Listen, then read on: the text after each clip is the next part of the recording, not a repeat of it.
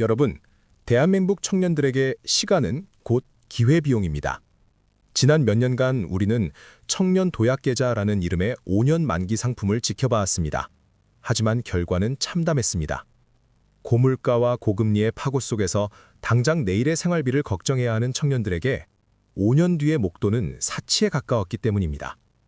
중도 해지율이 치솟고 청년들의 자산 형성 사다리가 끊어지기 시작하자 대한민국 경제에는 파멸의 전주곡이 울려 퍼졌습니다. 이것은 단순히 개인의 저축 실패가 아닙니다. 청년층의 가처분 소득이 마르면서 내수 시장이 얼어붙고 미래에 대한 희망을 잃은 세대가 자본시장에서 이탈하는 국가적 임계점에 도달한 것입니다. 정부는 이제 이 임계점을 돌파하기 위해 5년이라는 고정관념을 과감히 깨트렸습니다.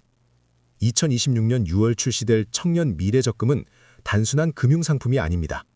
이것은 벼랑 끝에 몰린 청년 세대를 자본주의의 주체로 다시 세우려는 정부의 최후 통첩이자 거대한 경제적 실험의 서막입니다. 2천만 원 이상의 목돈을 3년 만에 쥐어주겠다는 이 파격적인 제안. 과연 그 이면에는 어떤 계산이 깔려 있을까요?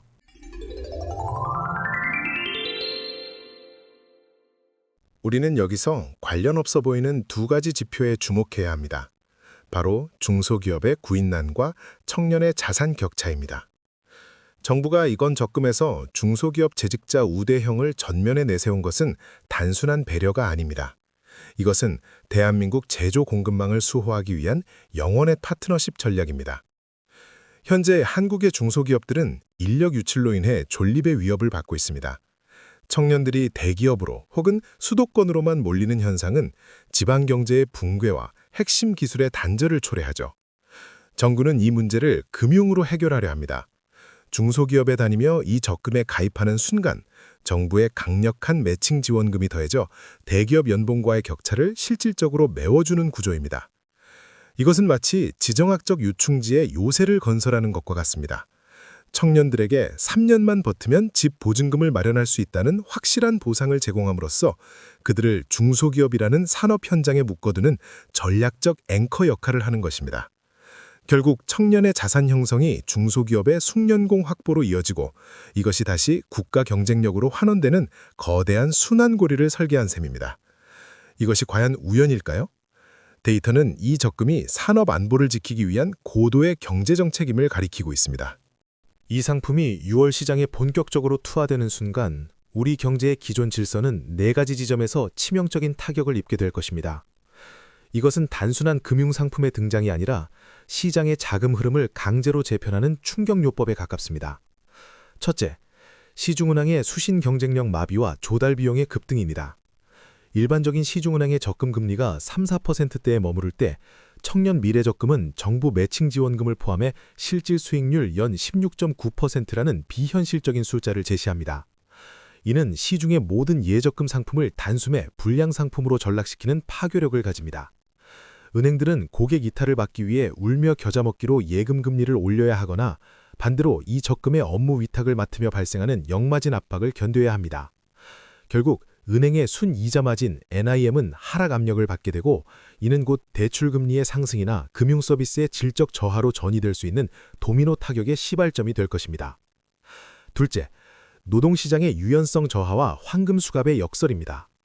정부는 중소기업 재직자에게 파격적인 우대형 혜택을 제공함으로써 인력 유출을 막으려 합니다. 하지만 이것은 노동시장 측면에서 보면 거대한 인위적 고착화를 의미합니다. 청년들은 더 나은 처우나 적성을 찾아 이직하고 싶어도 중도 해지 시 사라질 수천만 원의 정부 지원금 때문에 불만족스러운 직장에 발이 묶이게 됩니다. 3년이라는 시간은 커리어 형성에 있어 가장 역동적이어야 할 시기임에도 금융 혜택이라는 황금 수갑에 채워져 인적 자원의 효율적 배치가 저해되는 타격을 입게 되는 것입니다. 기업은 숙련공을 지키겠지만 청년 개인의 성장은 정체될 수 있다는 우려가 나오는 이유입니다. 셋째, 3년 뒤 찾아올 유동성 쓰나미와 자산 거품의 공포입니다. 수십만, 수백만 명의 가입자가 3년이라는 특정 시점에 일제히 2천만 원 이상의 목돈을 손에 쥐게 됩니다. 산술적으로 수십조 원에 달하는 이 거대한 자금이 한꺼번에 시장에 풀릴 때 대한민국 자산시장은 극심한 변동성에 직면할 것입니다. 만약 이 자금이 생산적인 투자로 흐르지 않고 특정 지역의 전세시장이나 가상자산 혹은 사치제 소비로 쏠린다면 어떻게 될까요? 인위적으로 창출된 수요가 가격을 밀어올리는 정책발 인플레이션이 발생하며 적금에 가입하지 못한 계층과의 자산 격차를 더욱 벌리는 부작용을 초래할 수 있습니다. 넷째, 국가 재정 건전성의 악화와 세대 간 형평성 논란입니다. 이 적금의 핵심인 매칭 지원금은 결국 하늘에서 떨어진 돈이 아닌 우리 모두의 세금입니다.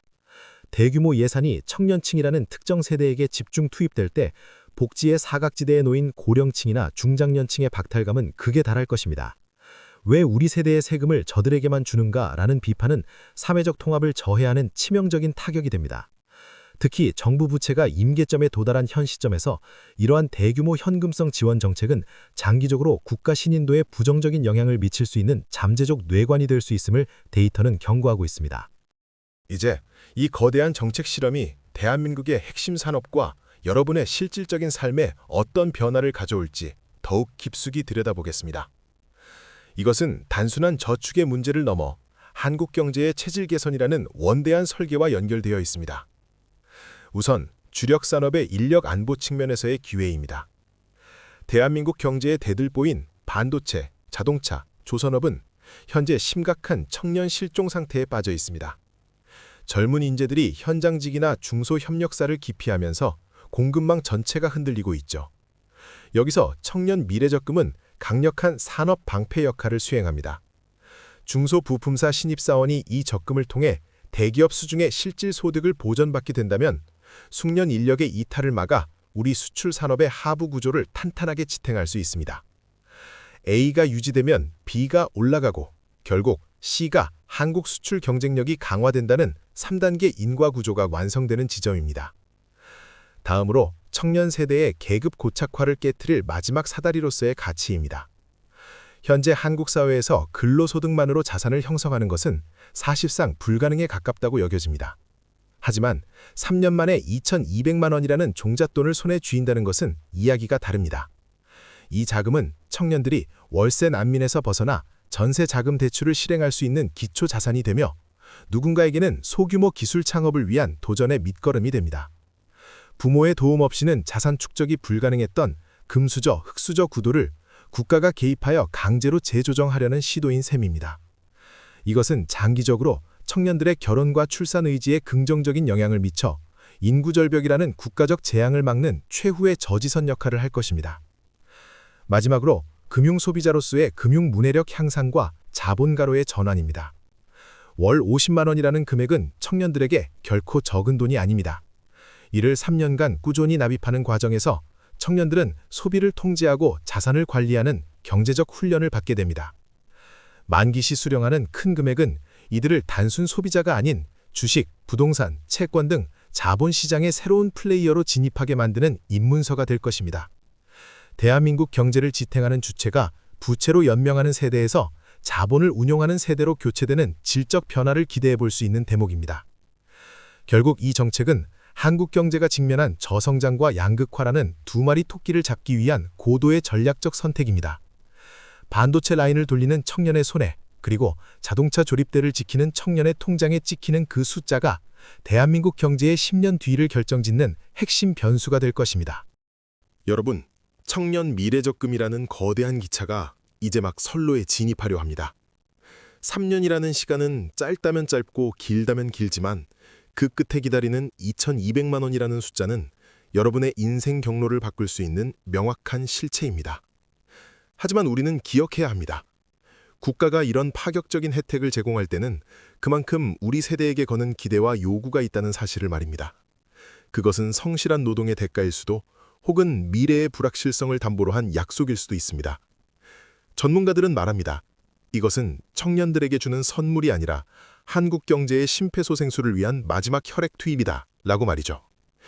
자, 이제 여러분께 묻겠습니다. 여러분은 3년이라는 시간을 투자해 2,200만 원의 자유를 사시겠습니까? 아니면 정부가 설계한 이 정교한 시스템 너머의 또 다른 기회를 찾으시겠습니까? 이 파격적인 상품이 청년들의 삶을 구원할 진정한 사다리가 될지, 아니면 또 다른 부채의 늪으로 인도할 신기류가 될지 여러분의 날카로운 통찰력을 댓글로 공유해 주십시오.